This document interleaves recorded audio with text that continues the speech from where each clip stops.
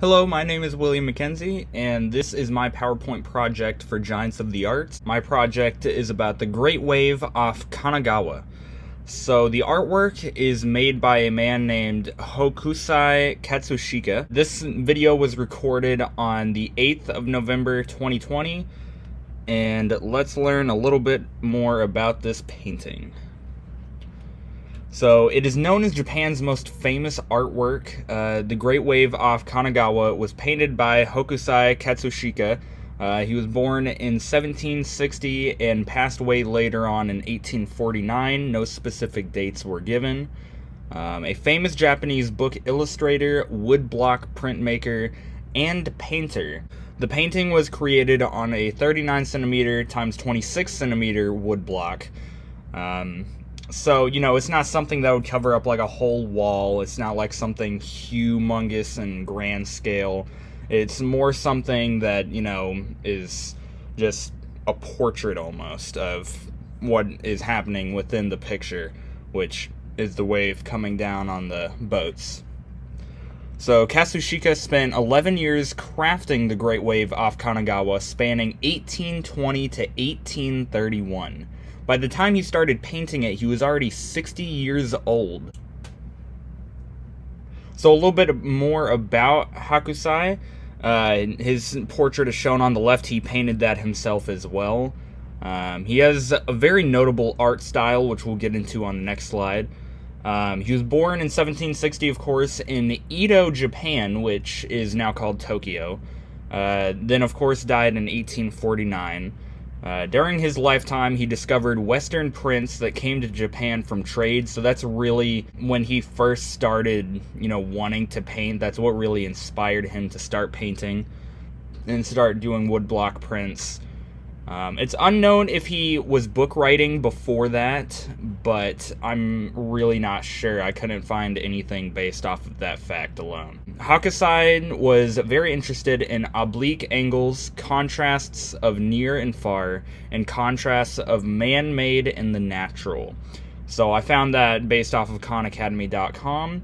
And these interests are shown in the Great Wave off Kanagawa, which include many details of man-made versus natural, and very much near and far as well, because there's a lot of waves that are more in the background along with some of the boats and people, and then there's a lot in the foreground as well, mainly the humongous wave, which we will go over in the next slide.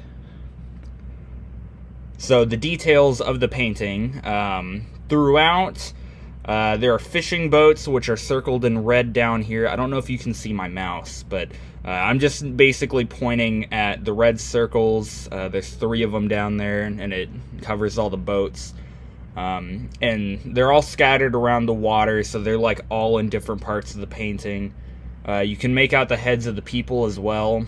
The most notable one is this one over here to the left. Again, I don't know if you can see my mouse, but the one at the very left, you can kind of see his eyes. So really, it's not focused on the people, it's more focused on the waves themselves, which they are coated in a dark blue and white. The main one specifically, which of course is the main highlight of the painting and what it's also named after, is spraying down some water, which I circled in purple, sorry. I circled that in purple, as well as around it. There's a lot of those water particles everywhere. A lot of detail went into that. And it's just spraying down towards the fishermen and the boats. So overall, this is a very detailed and likable painting. So going into his style, like I said earlier, he did have a very specific style, which a lot of Japanese artists actually had. It's called the ukiyo-e style, and it's shown in pretty much all of his paintings. I couldn't find a single one that didn't include this type of style. And this style I put down here, it literally just means pictures of the floating world. It refers to a style of Japanese woodblock print and painting from the Edo period, depicting famous theater actors, beautiful courtesans, city life, travel and romantic landscapes, and erotic scenes. I found that based off of artsy.net. So the purpose and importance of this painting is that it depicts nature, the waves, of course, that they are an unstoppable force towards the boats and the fishermen. You know, once that wave crashes down, there's really nothing that they can do at that point, and especially during that time period as well. There was really nothing they could do. You know, there would be no helicopter to save them. There would be nothing to stop the wave from coming towards them. And really, you know, when you look at it to today as well, you know, tsunamis and whatnot, you know, they're unstoppable forces. Nature always wins. That's really the purpose of this painting, is to show that nature will always win. And funny enough, it is actually famously known as a symbol for tsunamis and hurricanes, as well as planes crashing into the sea. It has a lot of importance in just, you know, a lot about natural disasters as well as plane crashes.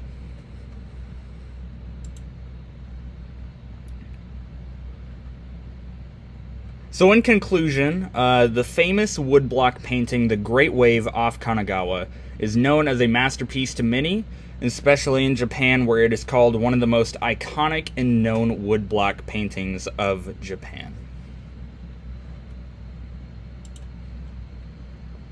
So the works cited page is the last one. This is where I found all of the research facts and also the quotations. The quotations can be found in Khan Academy and up here in Culture Trip. The Culture Trip is also where I found the main picture for Hakusai himself, and also the painting itself as well. And then this one down here, visualartscork.com, is where I got most of the facts as well. So I really hope you enjoyed this, Miss Case, and have a good day. I will see you in class on Tuesday.